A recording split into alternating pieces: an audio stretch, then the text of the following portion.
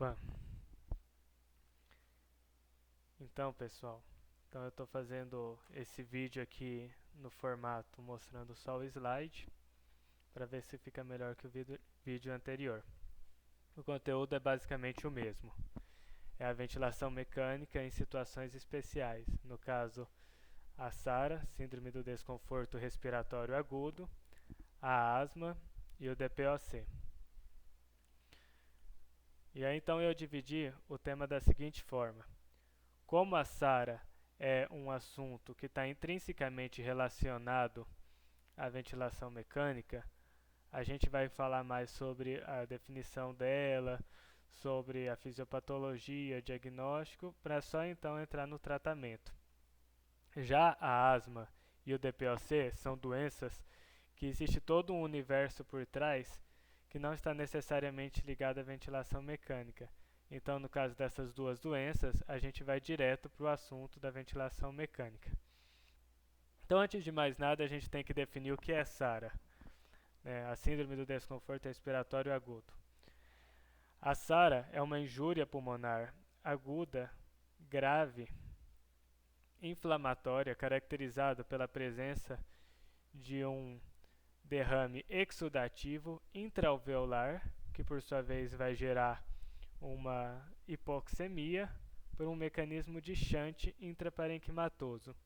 A gente vai, à medida que a gente for falando, vai entrando em mais detalhes sobre cada uma dessa parte dessa definição que eu acabei de dar. Mas então, qual seria a etiologia da SARA? A exata fisiopatologia da SARA ainda é um pouco desconhecido. Sabe-se que é uma injúria inflamatória, mas não sabe o que vai predispor à causa dessa injúria. Tanto é que numa pneumonia a gente tem uma inflamação local no parênquima pulmonar, mas nem sempre a gente vai ter um pulmão de SARA. E aí as causas que podem levar a uma SARA são tanto as causas diretas, que vão se encontrar no próprio parênquima pulmonar, quanto as causas indiretas, visto que toda a circulação sanguínea vai necessariamente passar pelo parênquima pulmonar, né, numa pessoa normal, obviamente. E aí, esses estímulos pró-inflamatórios da corrente sanguínea, ou até mesmo toxinas, vão acabar lesando o parênquima pulmonar. E a essas causas sistêmicas que, através da corrente sanguínea, vão lesar o parênquima, a gente chama de causas indiretas. As causas indiretas. Então, temos as diretas, que estão no parênquima, e as indiretas, que são as causas sistêmicas. E aí, então, foi criado um mnemônico, esse mnemônico Espartas, né, como a cidade grega, para a gente lembrar algumas das causas que podem levar ao pulmão de SARA. Não são só essas causas que vão levar ao pulmão de SARA. Se você for olhar, são tabelas com dezenas de causas, mas são as que eu achei que seriam mais importantes. Então, o S é da principal causa, né? Em 50% dos pulmões de SARA são devidos à sepse. É sem dúvida a principal causa de SARA. E uma coisa que é interessante a gente lembrar é que quando o pulmão de SARA precede a sepse, geralmente o foco é pulmonar. Mas quando a sepse precede o pulmão de SARA, a gente pode ter um foco abdominal. Então, sepse, sem dúvida, é a principal causa de SARA. Depois eu coloquei pancreatite / pneumonia. A pancreatite, a gente tem um estímulo inflamatório muito grande, além das enzimas pancreáticas que caem na corrente sanguínea, que vão por um mecanismo indireto causar um pulmão de SARA. A pneumonia já é uma causa direta, que através da inflamação local vai gerar o pulmão de SARA. A aspiração do conteúdo gástrico, também conhecido como síndrome de Mendelssohn, é uma causa muito importante de SARA, tanto é que em 30% dos pacientes que têm uma aspiração do conteúdo gástrico vão desenvolver o pulmão de SARA. Seria uma causa direta. A uremia, por sua vez, ela também é uma causa de SARA pelo mecanismo indireto. o trauma, pode ser trauma tanto local quanto um trauma sistêmico. E, por exemplo, num grande trauma, num politraumatizado, somente 5% vai desenvolver o pulmão de SARA. E aí é interessante a gente fazer um comparativo com a aspiração, que 30% vai cursar com pulmão de SARA. Então dá para perceber que nas causas diretas, a chance de você cursar com pulmão de SARA é maior do que nas causas indiretas. O próximo é um êmbolo amniótico. Coloquei amniótico só para fechar mneumônico, mas qualquer embolismo pode gerar um pulmão de SARA. No caso, numa paciente no puerpério cursando com pulmão de SARA, também é sempre bom lembrar que é a possibilidade de ter um êmbolo amniótico. E S de choque em inglês, e eu coloquei separado da sepse justamente para a gente lembrar isso, que apesar do choque séptico cursar com o pulmão de SARA, inclusive sendo um critério de gravidade, o choque por si só, seja hipovolêmico ou cardiogênico, pode gerar um pulmão de SARA. Então não necessariamente a gente tem que ter sepse, um choque de causa séptica para ter um pulmão de SARA. E o que a gente vai encontrar a nível histológico? Bom, então eu coloquei essa figura aqui mais basofílica, é só para a gente ter um grau de comparação, visto que a gente não é muito familiarizado com lâminas histológicas. E aí já desse lado aqui, mais eosinofílico, a gente tem um corte histológico de um paciente com pulmão de SARA. E aí, ao conjunto de achados do pulmão de SARA, nós chamamos de dano alveolar difuso. E no que consiste nesse dano alveolar difuso? Nós temos um infiltrado intersticial, a gente cursa também com edema intraalveolar, com necrose dos pneumócitos do tipo 1, e o que é mais clássico no dano alveolar difuso é justamente essa membrana hialina que a gente está encontrando aqui em volta do alvéolo. É uma membrana eosinofílica que vai ser justamente composta pelos neutrófilos, pelos debris dos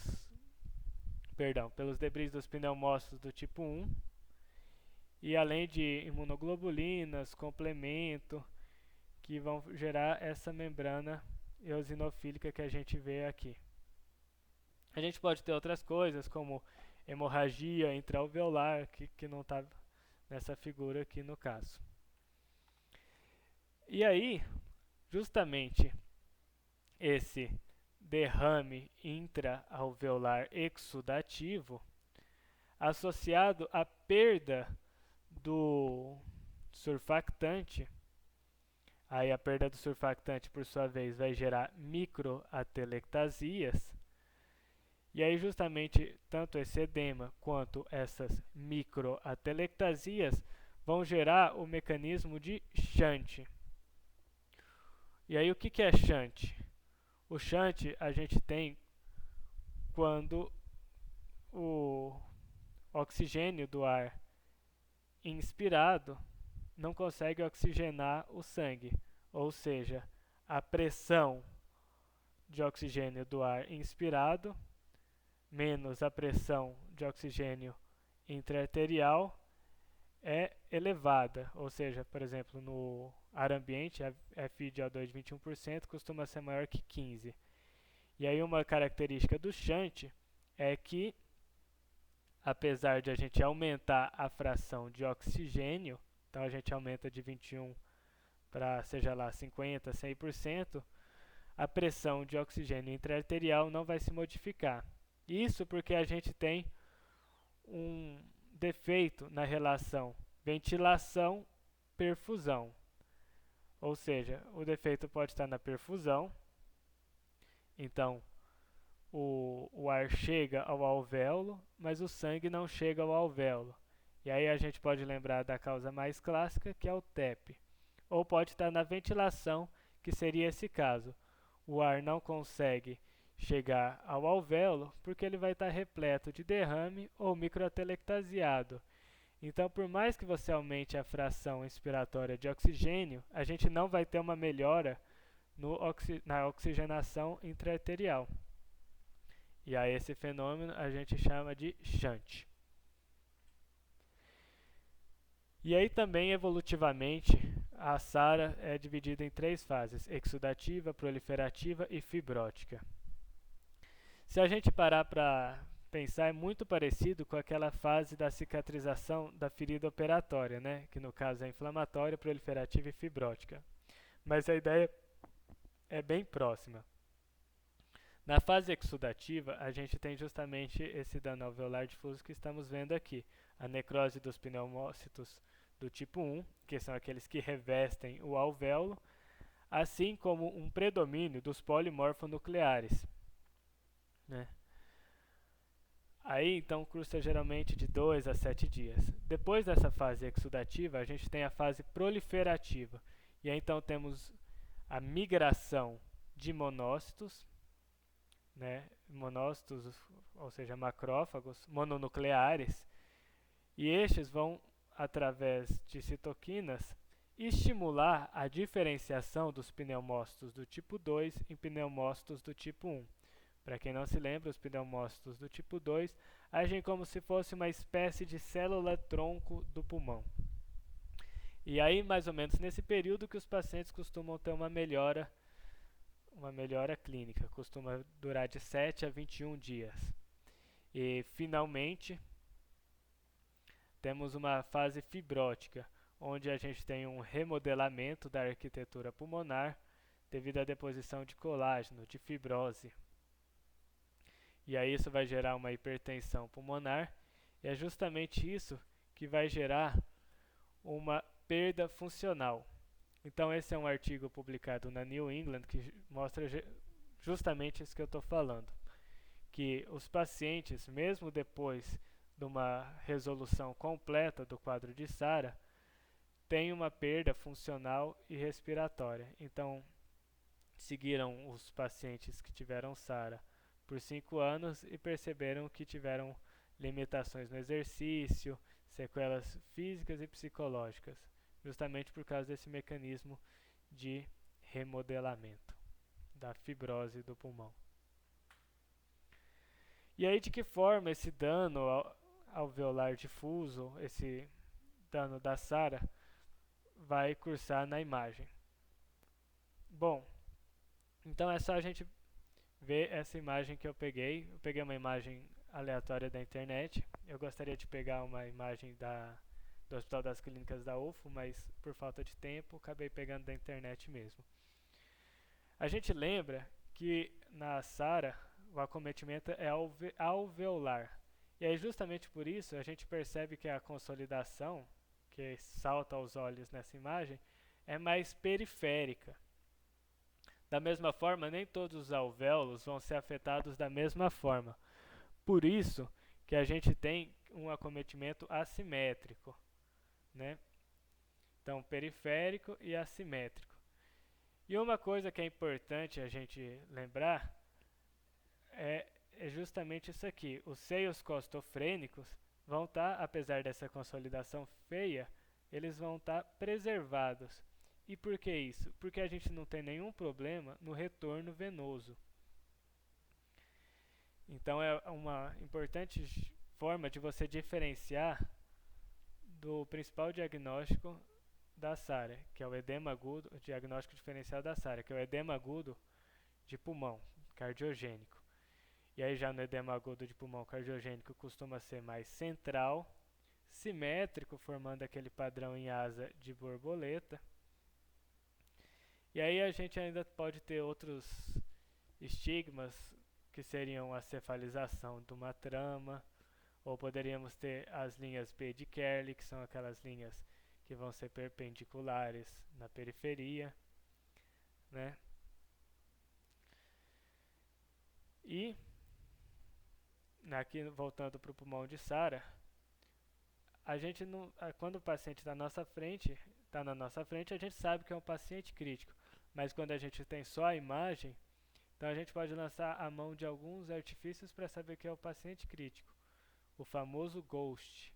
Então a gente vê que esse paciente está monitorizado, ele apresenta a intubação orotraqueal, ele apresenta um acesso de subclávia esquerda, ele está sondado, uma sonda possivelmente nasogástrica, o que nos mostra que é um paciente crítico.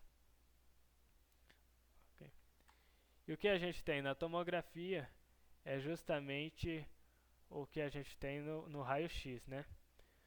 Um padrão periférico, no caso a gente não pode mais chamar de consolidação.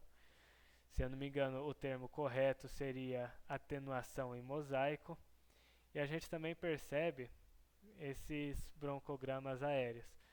Então, vai ter tanto no raio-x quanto na tomografia o broncograma aéreo, que é justamente um alvéolo repleto de ar, fazendo contraste com um parênquima pulmonar consolidado. E aí então vamos para o que mais nos interessa, que é como a gente fecha o diagnóstico da SARA. Então o diagnóstico da SARA, o último consenso é esse de Berlim, foi feito em Berlim em 2012 e foi publicado nessa revista, na JAMA. Então, o primeiro critério é o início súbito dos sintomas, dentro de uma semana de uma injúria pulmonar conhecida. Então a gente tem, ou seja, o início de sintomas respiratórios, né? Ou a piora de sintomas respiratórios já pré-existentes. Esses sintomas seriam dispneia, poderíamos ter cianose, taquipneia, por aí vai. Segundo critério é as opacidades bilaterais no raio-x ou tomografia, que acabamos de comentar. E, obviamente, essas opacidades não podem ser explicadas por outras causas, tais como atelectasias, nódulos, por aí vai. E por que a gente, enquanto falava do raio-x, falou sobre edema agudo de pulmão cardiogênico? Porque é um dos principais diagnósticos diferenciais. Inclusive, chega a ser um dos critérios. Você tem que afastar edema agudo cardiogênico ou por congestão volêmica. Inclusive, se você está na dúvida, eles pedem que você realize um eco cardíaco, né? E acho que a coisa mais clássica de todas é justamente a relação da pressão de oxigênio arterial sobre a FiO2, que tem que estar reduzido, abaixo de 300. Isso geralmente quando você já está entubado, com uma PIP acima de 5. Inclusive isso é tão clássico e tão importante que vai ser um fator prognóstico da doença. Então de 300 a 200 a gente considera uma SARA leve,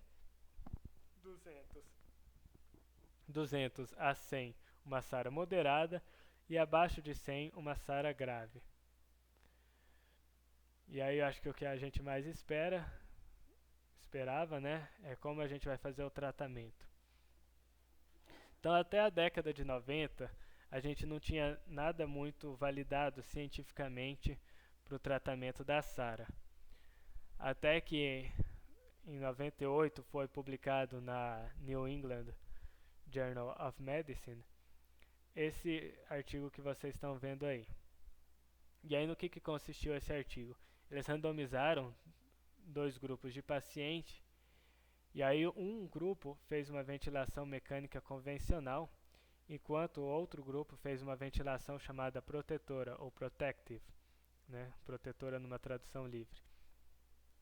E aí, como a gente consegue perceber claramente por esse gráfico, houve uma diminuição na mortalidade no grupo que fez uma ventilação protetora. E no que consistia essa ventilação protetora? A ventilação protetora do estudo foi justamente fazer volumes correntes mais baixos, enquanto na convencional costuma ser 12 ml por quilo, na protetora gira em torno de 6 ml por quilo volume corrente. E o PIP mais elevado. E o que é o PIP? O PIP é a pressão expiratória positiva. Então aquela pressão que vai ficar dentro do alvéolo no final da expiração, justamente para manter aquele alvéolo aberto. Normalmente o PIP costuma girar em torno de 5 e na protetora, na ventilação protetora, ele está mais alto, acima de 10 até 20. E aí percebe-se que conseguiam mostrar estatisticamente a redução de mortalidade, né? O P menor que 0,05, no caso 0,01. O P é a chance de o achado daquele estudo se ocorrer pelo acaso. Então a chance é bem baixa, né? E uma das críticas que fizeram a esse estudo é que teve a mortalidade foi muito grande nos dois grupos, né? Vocês conseguem ver a mortalidade bem grande nos dois grupos. Mas outra coisa que é importante a gente perceber, acho que alguns já devem ter percebido, é que de fato esse estudo não foi controlado, porque duas variáveis foram modificadas ao mesmo tempo, tanto a PIP quanto o volume corrente. Mas posteriormente o grupo de SARA, né, o grupo internacional de SARA, fez outro estudo, e aí nesse outro estudo eles mantiveram a PIP igual para os dois e modificaram só o volume corrente, e aí também mostrou que reduziu a mortalidade, e em estudos subsequentes também eles mantiveram o volume corrente parecido, modificando somente a PIP, e viram que o aumento da PIP também reduziu a mortalidade. Então ficou estabelecido na literatura, esse é um artigo de revisão da New England, que tanto o volume corrente mais baixo quanto a PIP mais elevada, eles vão reduzir a mortalidade. Então ficou estabelecido como uma das formas do tratamento da SARA. E o que eu achei mais interessante desse primeiro estudo que lançou as bases para a ventilação mecânica é justamente que o pessoal que fez esse estudo é um pessoal brasileiro. É o pessoal que trabalha na USP, mais precisamente no INCOR da USP. E justamente essa equipe brasileira que lançou a pedra angular do tratamento para a SARA. Antes a SARA tinha uma mortalidade de quase 60%, e hoje já reduziu até pela metade em alguns estudos, né, que mostra que a mortalidade costuma ser 30%. Esse grupo da USP continua na ativa, publicando bastante, inclusive em jornais muito importantes como a New England.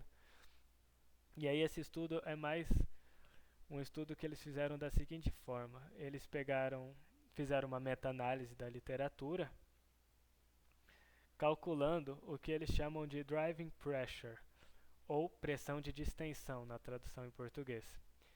Essa pressão de distensão é feita através do volume corrente dividido pela complacência pulmonar. E aí eles alegam que a mortalidade está mais relacionada ao driving pressure do que o volume corrente ou a PIP de forma separada. Porque quando você diminui o volume corrente, você diminui o driving pressure, e quando você mexe na PIP, você mexe na complacência pulmonar. E aí então eles alegam que esse driving pressure podia ser uma das formas que você ia controlar a sua ventilação mecânica. Você ia tentar deixar o driving pressure um pouco mais baixo. Eles colocam, se eu não me engano, de 14 a 16. Mas isso não está consolidado na literatura, né? Porque o que eles fizeram foi uma meta-análise, mas falta ensaios clínicos randomizados controlados para validar essa estratégia. E aí então eles fizeram também, o mesmo pessoal desse livro, desses estudos, escreveu esse livro que você consegue comprar aí.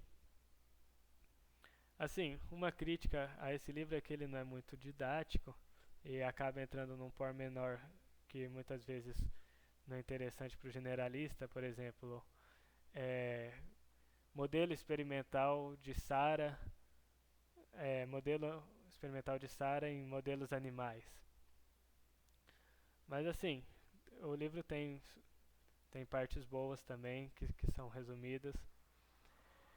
E aí o que é mais interessante é justamente que é desse grupo que lançou a pedra angular para o tratamento da SARA, né? Então, ó, você vê aí esse Eduardo Costa, também aí Eduardo Costa, que porventura também é o nome do meu pai, né?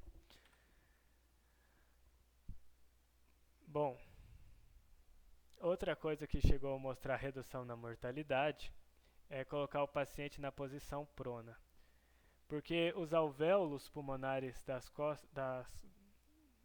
costas do paciente costumam ter uma relação perfusão-ventilação melhor do que os alvéolos da frente, além que a área cardíaca pesa sobre o pulmão. E aí, no caso, esse pulmão todo encharcado, né, eles chamam de pulmão de bebê, baby lung, a área cardíaca acaba comprimindo os alvéolos, também diminuindo a, a ventilação desses alvéolos. Então, quando você coloca o paciente na posição prona, ou decúbito ventral, você libera tanto essa parte da área cardíaca quanto esses alvéolos posteriores do paciente. E aí muitas vezes a gente fica assim, as coisas que são publicadas na literatura muitas vezes não podem ser aplicadas na nossa realidade porque a gente não tem um monitor com delta P, não tem um ventilador ANAVA, não tem uma membrana de troca extracorpórea. Mas a posição prona não é uma coisa que exige tecnologias surreais encontradas só em hospitais americanos. Exige mais boa vontade, né? É difícil você tirar o paciente da posição prona? Né? Porque o paciente vai estar lá entubado, cheio de monitorização, você vai ter que tirar os monitores, virar ele, colocar os monitores nas costas. Inclusive, esse artigo aí, ele ensina como você poderia fazer essa virar o paciente. Tem um videozinho em anexo que eles mostram como eles fizeram. Mas é justamente isso que eu queria chegar, né? Que você não precisa de grandes tecnologias para fazer isso. É mais uma questão de boa vontade. E chegou a reduzir a mortalidade nos pacientes.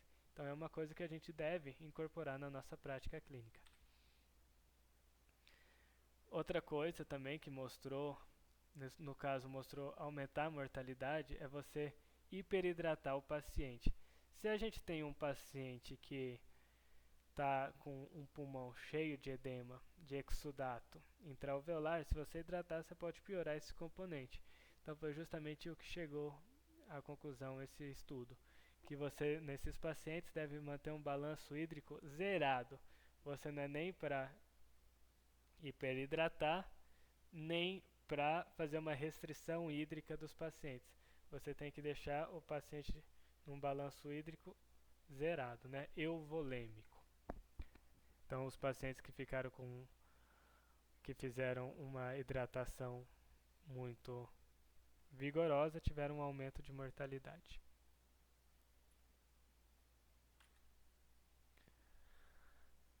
Outra coisa que também mostrou a redução de mortalidade foi usar bloqueadores neuromusculares, e isso na SARA grave. No caso, a SARA grave, por definição de Berlim de 2012, é aquela abaixo de 100, mas os pesquisadores nesse estudo colocaram 150 a relação perfusão FiO2. Por isso, então, está validado na literatura você iniciar os bloqueadores neuromusculares quando a relação for abaixo de 150. E aí testaram muitas outras coisas para a SARA, testaram estatina, teve uma época que a estatina estava muito na moda, eles tentaram dar estatina para uma gama de doenças, a grande maioria das vezes mostrou que não reduziu nenhuma mortalidade ou desfecho primário. Tentaram na SARA também sem reduzir mortalidade. Tentaram também outras estratégias, fizeram membranas de troca. Essas membranas de troca seriam como se fosse uma hemodiálise, onde o sangue sai do paciente passa por uma membrana que vai retirar o CO2 e passa depois por outra membrana que vai colocar O2. Também não reduziu mortalidade.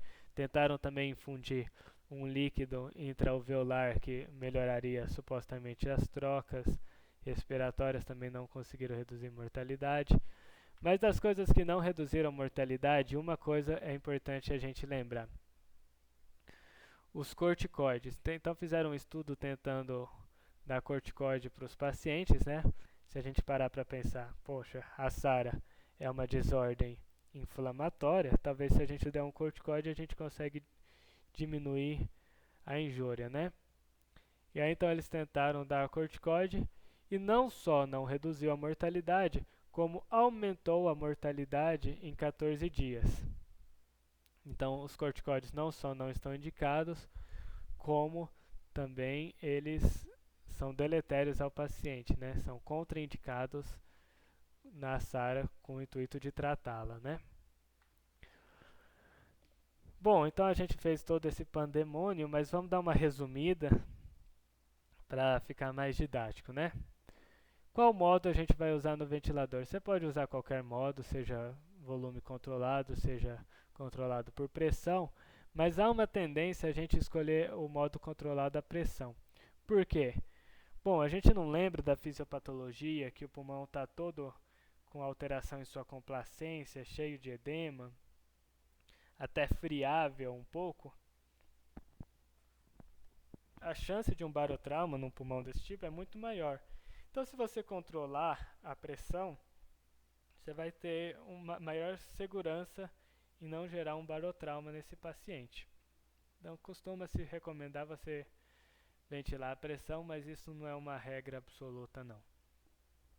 A outra coisa que a gente viu, né, é o volume corrente mais baixo, 6 ml quilo, que é justamente aquilo que foi mostrado a redução da mortalidade nos estudos que eu mostrei. E por que vamos pensar na ideia da coisa? A gente não tem alguns alvéolos microatelectasiados, outros repletos de exudato.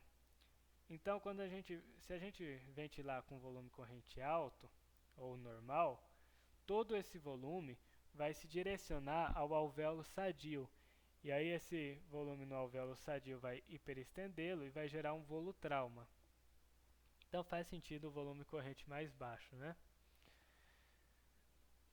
Bom, o PIP elevado também mostrou redução de mortalidade nos estudos, como eu havia dito, mas se você pensar também na fisiopatologia faz sentido, porque a gente não tem lá um alvéolo repleto de exudato, e aí quanto maior a PIP, ele vai estar mais distendido. Então, mesmo exudato vai ocupar uma área menor. É como se você imaginasse uma luva com um pouquinho de água. Se a luva está parcialmente, aí você assopra um pouco. Se ela está parcialmente insuflada, aquela água vai ocupar uma área maior da parede da luva. Agora, se você insufla a luva mais ainda, aquela mesma água vai ocupar uma parte menor da luva. E aí, então, vai permitir melhor troca do oxigênio. Tem gente que também gosta de imaginar que a maior pressão empurra de volta o exudato para dentro do vaso. Isso aí é só mais a imaginação, né? Não tem nada que comprova isso. E aí outra coisa é justamente essa relação da inspiração e expiração. Se o problema não é uma hipoxemia, um problema na troca do oxigênio, então a gente tem que deixar o alvéolo, maior parte do tempo, distendido, justamente para facilitar essa troca. Então você costuma deixar um tempo inspiratório maior do que o tempo expiratório. Então, dando uma resumida, é justamente assim que a gente faz o tratamento.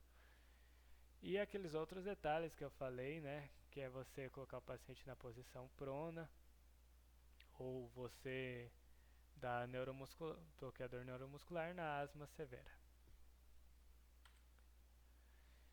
E agora é bem mais rápido, não precisa ficar preocupado, que é a ventilação mecânica na asma e no DPOC. Então vamos só lembrar qual que é o paradigma da asma. Na asma a gente tem uma vasoconstricção da musculatura lisa, né? E aí essa vasoconstricção, vasoconstricção não. A gente tem uma contração da musculatura lisa em volta dos brônquios. E aí essa musculatura lisa comprimindo os brônquios vai aumentar a resistência das vias aéreas.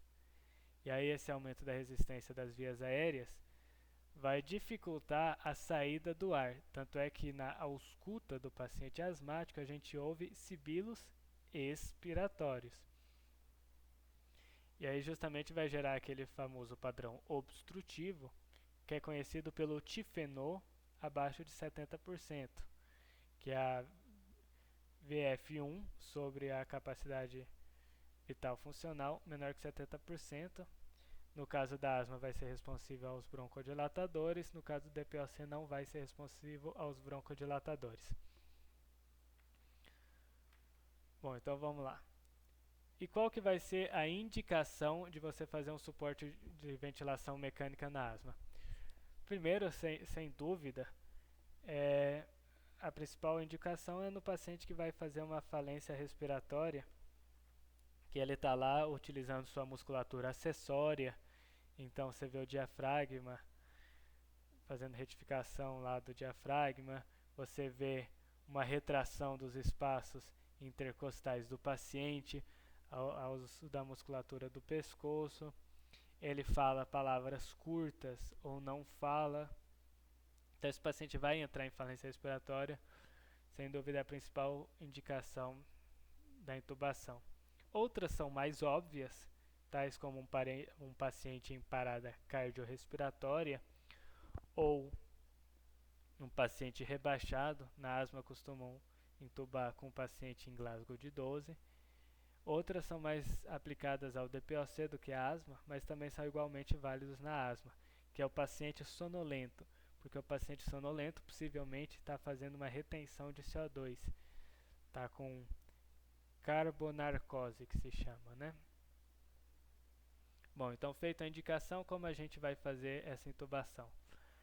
A Sociedade Brasileira de Pneumologia e Tisologia tem uma diretriz como se fosse uma receitinha de bolo. Vai explicando as coisas para a gente, fazendo sugestões e recomendações.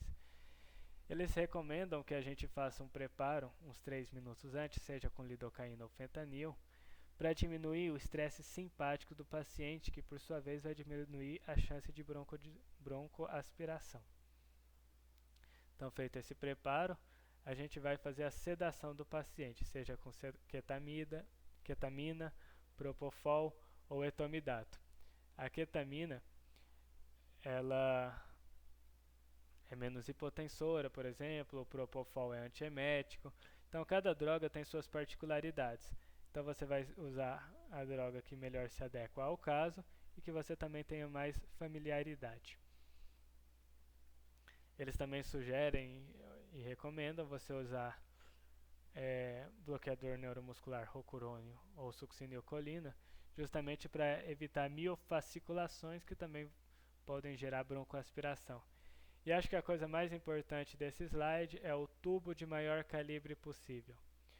Porque a gente não lembra que o problema na asma é o aumento da resistência das vias aéreas.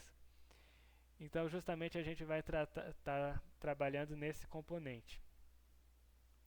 Porque, se vocês lembram, tem aquela regra de Hegel-Poiseuille, que mostra que a resistência da via aérea é inversamente proporcional ao raio das mesmas. Não só inversamente proporcional, como inversamente proporcional à quarta potência. Então, quanto maior o raio, então maior o tubo, menor a resistência das vias aéreas. Então, se você conseguir colocar um tubo até maior que 8, é indicado. Bom, e aí eles colocam essa receitinha de bolo lá para você colocar os parâmetros iniciais na ventilação, que vocês estão vendo aí. Mas se a gente pensar na ideia da coisa, na fisiopatologia da asma, a gente consegue entender por que a gente tem esses parâmetros que foram colocados aí. Vocês percebem que esse volume corrente é mais baixo, não é? Justamente porque na asma a gente tem a chance do ar entrar e ficar preso lá. E aí então a gente está tentando evitar essa hiperinsuflação, esse retesamento desse ar. Então você colocando um volume mais baixo tem menos chance do ar ficar lá. Justamente essa hiperinsuflação pode gerar um volutrauma, barotrauma, por isso tem que controlar com pressão expiratória de 50.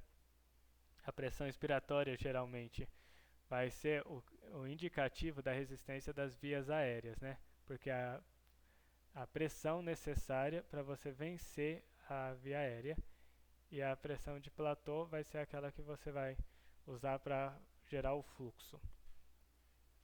Vocês também percebem que a frequência respiratória está um pouco mais baixa, né? 8 a 12, justamente para dar mais tempo desse ar sair do pulmão, porque o padrão obstrutivo vai ser mais difícil o ar sair.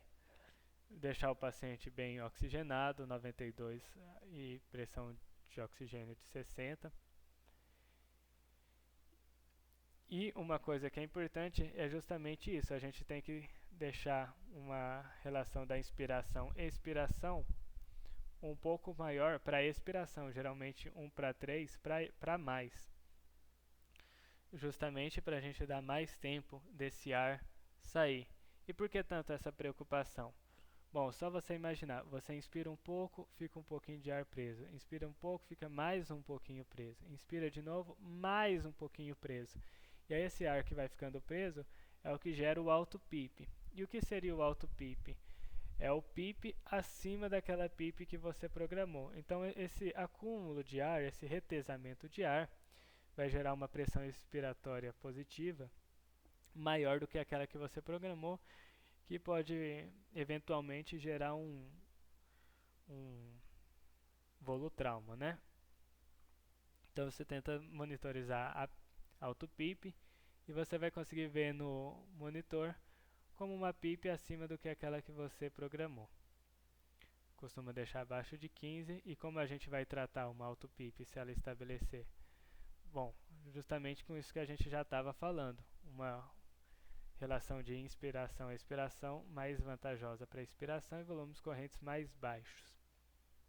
E pode parecer até um pouco paradoxal, mas você também pode aumentar a PIP para tratar alto PIP. E como a gente não tem nenhum problema na oxigenação, você pode deixar uma PIP mais baixa. E aí vocês devem estar se perguntando, poxa, lá na SARA a gente fazia volumes correntes mais baixos, frequência respiratória mais baixa. Na asma também faz volume corrente mais baixo. E esse volume corrente mais baixo não vai ser problemático porque a gente não vai conseguir, como dizem por aí, lavar o CO2, a gente não vai ter a retenção do CO2, e de fato ocorre essa retenção de CO2, né? O paciente retém mais CO2 quando a gente usa esse tipo de estratégia, mas foi mostrado que essa retenção de CO2 não costuma causar grandes prejuízos ao paciente. E a esse fenômeno a gente chama de hipercapnia permissiva. A hipercapnia permissiva não é uma estratégia em si, mas um resultado de uma estratégia ventilatória. Em algumas situações a gente tem que ter um pouco mais de cuidado com a hipercapnia permissiva, seja, por exemplo, um paciente já fazendo uma acidose metabólica, a hipercapnia permissiva pode piorar essa acidose, ou num paciente com uma insuficiência ventricular direita, porque essa hipercapnia permissiva também vai piorar retorno venoso, mas de uma forma geral, ela é, como o próprio nome diz, permissiva. E agora na DPOC bem mais rápido, porque a ideia do DPOC também é o padrão obstrutivo, então tudo que eu falei para asma também é parcialmente válido para o DPOC, só com uma diferença. O que diferencia também o DPOC da asma é que o DPOcítico é um retentor crônico de CO2. Então, justamente, o DPOcítico tem devido a essa retenção crônica, um acúmulo renal de bicarbonato e do que a gente chama de bases não aferidas, ou base excess. Então, se você programar sua ventilação para lavar o CO2, então a gente vai acabar gerando uma alcalose metabólica. E isso vai ser deletério ao paciente, gerando vasoconstricção cerebral. Então você não deve fazer seus parâmetros da ventilação baseados no CO2 desses pacientes DPO-cíticos. Você costuma manter mais pelo pH. E outra coisa que também vai mudar é que a oxigenação na asma não tem um teto. Já no DPOC a gente percebe um teto de saturação de 95 e de PaO2 de 80, porque justamente uma hiperoxigenação desses pacientes também vai ser deletéria. Outra coisinha que é um pouco diferente é que as estratégias não invasivas são mais validadas no DPOC do que na asma. Então você pode fazer uma ventilação não invasiva para tentar desmamar o paciente do ventilador mecânico. No caso seria um BiPAP, por exemplo. O CPAP é mais no edema agudo cardiogênico, o BiPAP costuma ser mais no DPOC. Então basicamente é isso. Espero que tenha dado certo, tenha aprendido alguma coisa. Então muito obrigado.